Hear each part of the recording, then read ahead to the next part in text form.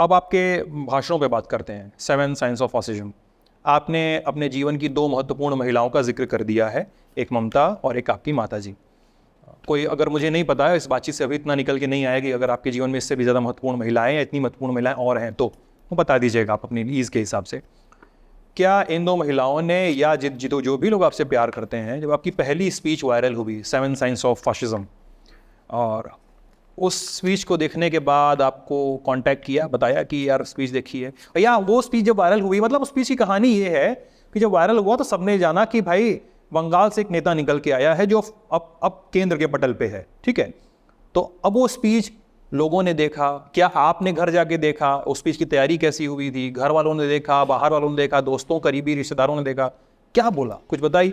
Positive negative सब constructive feedback किसी तरह का मिला जो? देखिए, किसी के माँ बाप होते हैं ना जो अपने बच्चे का बड़ाई बहुत करते हैं। हमारे माँ बाप एग्जैक्ट ऑपोजिट है। हमारे माँ बाप है कि अगर हम स्कूल से आते हैं और हमने कहा कि टीचर ने मुझे मार दिया पर पिटाई कर दी, तो मेरी मम्मी कहेगी ज़रूर आपने कुछ गलत किया होगा, इसीलिए वो टीचर की साइड लेती, ठीक है।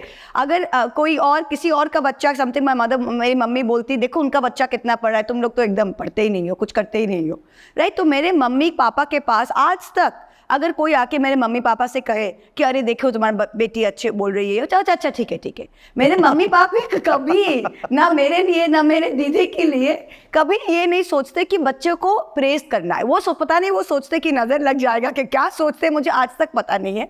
पर हमारे घर में ये बच्चों के लेके डिस्कशन और क्या किया और कितने अच्छे कर रहे हैं, ये सब डिस्कशन कभी होता ही नहीं है। और मेरे मम्मी पापा को ये सब मतलब कोई मतलब ही नहीं है। कोई आके कह दिया तो वी आर हैप्पी। लोग आके मुझे अभी कहते हैं कि आपके मम्मी पापा बड़े प्राउड होंगे, बड़े हैप्पी होंगे, ऐसा ना होंगे, पर ऐसा कभी नहीं है। मेरे मम्मी कभी भी नहीं, उस दिन हम फोन करके हम कहते मम्मी स्पीच देखी हो, हाँ देखे, हाँ ठीक था। वो ठीक था कि कुछ ज्यादा बोलेगी ही नहीं आज तक। और देखिए, ममता दीदी तो ममता दीदी है, राइट। तो ममता दीदी अगर हम कुछ गलत करें तो ममता दीदी मुझे बोलेगी, अगर कुछ गलत नहीं करे, अगर हम सही रास्ते पे चल रहे तो ममता दीदी खुश है।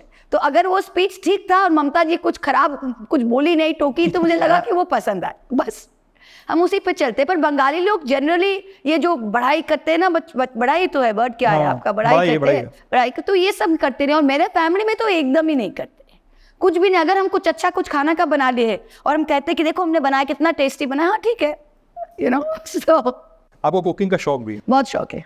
हॉबी में क्या कुकिंग कह सकती हैं? अगर कुकिंग कहते हैं, मैं रनिंग, रीडिंग, मुझे फिजिकल एक्सरसाइज का बहुत शौक है। जब भी टाइम मिलता है मैं फिजिकली फिट रहना चाहती हूँ। और मुझे कुकिंग का बहुत शौक है, मुझे ट्रैवलिंग का शौक है और बुक्स पढ़ने का भी शौक है। आजकल वक्त नहीं मिलता है। पर टीवी देखते हैं? नहीं, टीवी तो एकदम है नहीं। मैंने टीवी पता नहीं 4 महीना पहले टीवी आया, मैं देखती भी नहीं। और ये सब जो OTT नेटफ्लिक्स वगैरह ये सब? नहीं।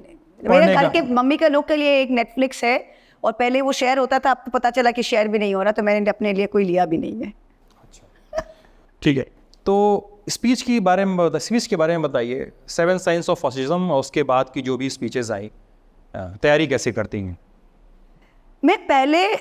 मैं स्पीच का तैयारी स्पीच के 2 दिन पहले से नहीं करती हूँ। देखिए, पार्लियामेंट सेशन क्या होता है, अब तो दुख की बात यही है कि इंडिया के पार्लियामेंट जो 180 डेज चलने minimum should run for minimum 180 दिन, वो क्या होता है, 80 डेज चलता है, 90 डेज चलता है, नॉट इवन दैट, राइट।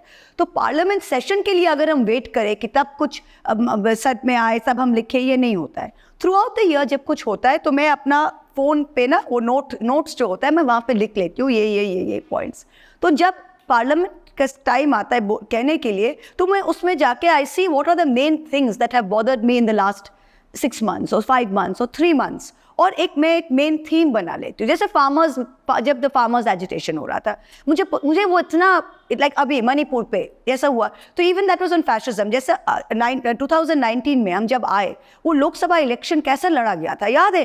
सिर्फ पैसों का खेल था, all the media were bought out, सब व्हाट्सएप में फेक चल रहा था, NRCCA चल रहा था, सब कुछ ये सब कर रहे थे। तो मुझे लगा कि उसके बारे में कहना चाहिए। तो हर स्पीच के पहले मुझे लगता है कि एक मेन थीम जो है, तो एक मेन थीम मैं ठीक कर लेती हूँ। उसके बाद I try and do the sub themes, और मैं ट्राई करती हूँ कि रिसर्च करके नंबर्स, फैक्ट्स और फिगर्स, देखिए emotion is very important definitely, पर नंबर्स भी देना। जैसे मणिपुर में अगर मैं सिर्फ जाके वो जो निर्वस्त्र, क्या कहते हैं आप, निर्वस्त्र करके जो घुमा रहे थे, सिर्फ उसमें मुझे बोलना नहीं था, मुझे ये भी कहना था कि 60,000 लोग घर नहीं जा पा रहे, 5,000 बंदूकें वहाँ पे लूट हुई है, 6 लाख बुलेट्स लूट हुई है। तो ये जो बातें हैं, ये जो नंबर्स है, पीपल मस्ट नो नंबर्स।